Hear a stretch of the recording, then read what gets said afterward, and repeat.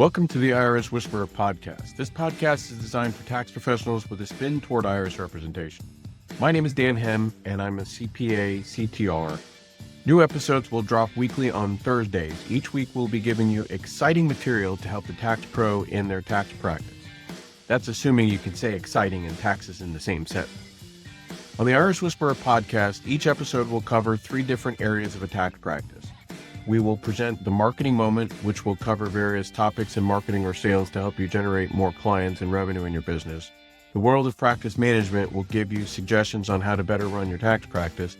And we will also cover our technical time that will cover some of the latest changes or tips, tricks to help you in handling your IRS representation cases. So I'm so glad you are here and hope you enjoy the show. Now, on to today's episode. Welcome to today's show. Henn, CPA CTR here, coming to you from a live location out here. I'm in Cocoa, Florida, by the Indian River here, and I live in a beautiful place. And today's topic, I want to talk about being the go-to person in your market for representation. Again, representation is collections and exam work. So how do you end up doing that? And there's many different ways. In fact, I was just having a conversation with I'll call him a kid, 30-something-year-old guy that friends with my daughter, gone to church with him, and he is switching careers. He is leaving. He's been a professional painter and done that well, and he's finally done with that. And he decides that he wants to become a financial advisor. So I approached talking to him saying that, what would I tell myself if I were talking to my 30-year-old self? And so when you look at this from the representation perspective, if I were to talk to you and say, hey, if you're young enough, or even if you're not and you're as old as I am and you're just wanting to get into this, it's not too late. There's plenty of time to establish yourself as the expert, even if you're 70 years old. If you want to keep working, there's plenty of time, okay? Until God calls you home and tells you that he wants you there instead of here, then there's always plenty of time. So here are some things that you should consider when you are looking at taking on IRS representation as part of your practice. Now, first, let me address why. The first thing why you should handle representation, because if you do tax prep like I had done for 30 years, then representation is just a natural fit for what you do as a tax preparation professional. Consider it. Think about it. You prepare tax returns, you do the bookkeeping, you do payroll, any or all of those things. You do the business, you do the individual. Chances are you also do planning, you do tax planning, you do some tax consulting, you do expense reduction management, you do retirement planning, you do a bunch of other different things. Why not offer IRS collections representation, offer exam representation? And here's why. Because your clients get notices, okay? Most of the notices that they get, think about the document matching notices. You get the correspondence, hey, we need further documentation in regards to the information that you're providing, or you submitted on your tax return. Those are all on the exam side of the house. And then when your client owes money, the first question you should be asking them is, do you have the ability to pay the amount that's due on this tax return? And definitely, you should ask that of everybody, but especially those that you don't know that they have the wherewithal to pay that all in once. Okay, so right there, you can then roll into helping them getting into collections representation right there. So there's opportunities because keep in mind, your client gets notices. Those are outside the scope of your engagement letter. And if you use engagement letters, read your engagement letter. It basically should say, if you've gotten this from your professional liability insurance or from any other source, it should say that once the tax return is delivered, that is the end of the scope of the service. So therefore, and it should even say that it does not include representation of any kind. So anything outside of that is something extra that takes your time, you should bill for.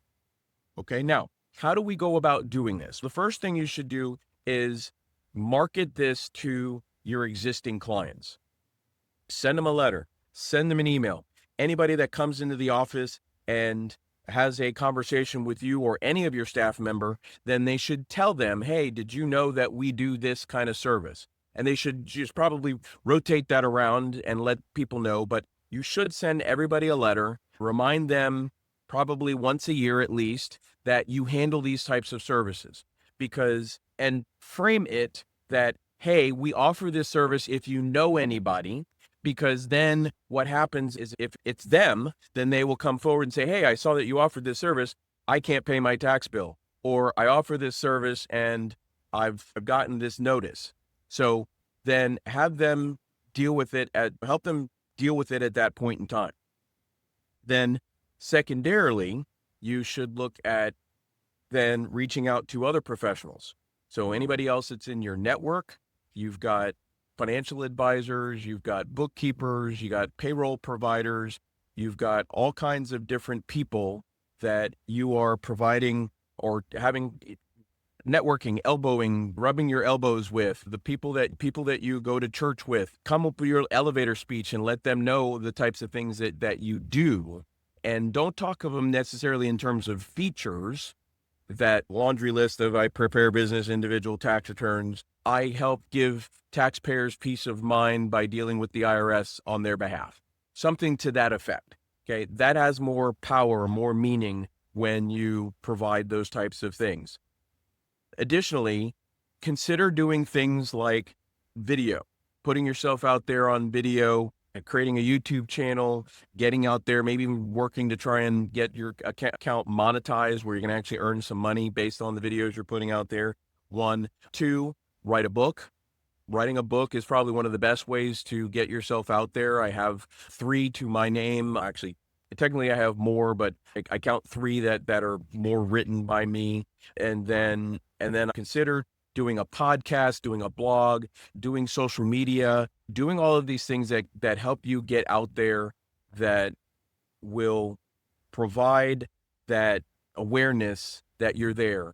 And it's amazing how that being in front of the camera, being in front of people, that you got to keep that top of mind awareness. The acronym for that is TOMA, top of mind awareness. And establish yourself as the expert. Additional ways that you can do this: providing webinars, speaking in front of groups, doing anything that you can to try and be in front of the people. Even if it's small groups, the smaller the groups, you do well enough, they turn into bigger groups, and eventually into bigger groups. I just spoke the last couple of months for the Florida Institute of CPAs, talking on some tax topics. And I spoke in front of 250 people. I spoke in front of 100 people. You get those opportunities to speak in front of bigger groups, and it will turn into money. Okay? So hopefully this topic was helpful and something that you can use in your practice, something that will help you grow. If you have any questions, feel free to reach out to me. I would love to help you. And if you've got a topic you'd like to see on the show, feel free to reach out to me and let me know. So hope you have a great day, and we'll catch you next time. Thank you for listening to our show. We hope you received some valuable information to help you in your tax practice. The IRS Whisperer is sponsored by the Tax Resolution Academy. If you have any questions you'd like to see addressed on the show, or comments to help us make it better, please reach out to us on social media. Follow us or download our shows on your favorite podcast app. Tune in to our next episode, where we'll give you some more exciting information to help you grow your practice.